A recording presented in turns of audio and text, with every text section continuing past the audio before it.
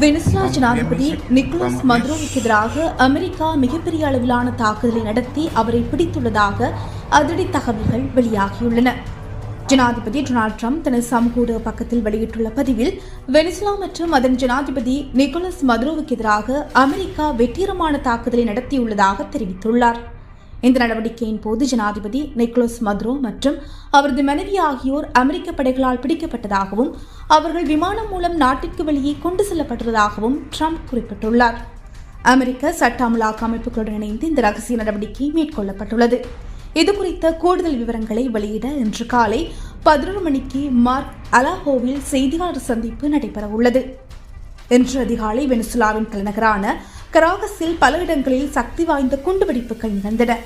அதிகாலை 1:50 மணியளவில் தொடங்கிய இந்த வெடிப்பு சம்பவங்களால் தலைநகரை அதிர்ந்தது.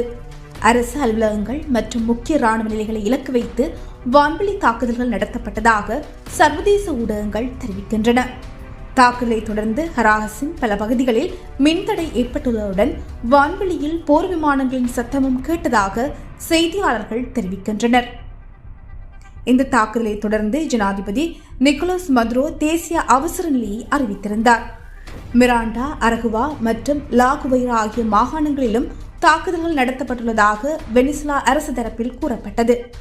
வெனிசுலாவில் செயற்படும் சட்டவிரோத போதைப்பொருள் கடத்தல் வலையமைப்புகளுக்கு எதிராக அமெரிக்கா கடுமையான நடவடிக்கை எடுக்கும் என டொனால்ட் ட்ரம்ப் ஏற்கனவே எச்சரித்திருந்தார். அதன் தொடர்ச்சியாகவே இந்த தாக்குதல் அமைந்திருப்பதாக கருதப்படுகிறது. வெனிசுலாவின் அடுத்த கட்ட நகர்வு என்ன? சர்வதேச நாடுகள் இதற்கு எவ்வாறு பதிலளிக்கப் போகின்றன என்பது குறித்த கூடுதல் தகவல்களை உடனுக்குடன் தெரிந்து கொள்ள எங்களோடு இணைந்திருங்கள்.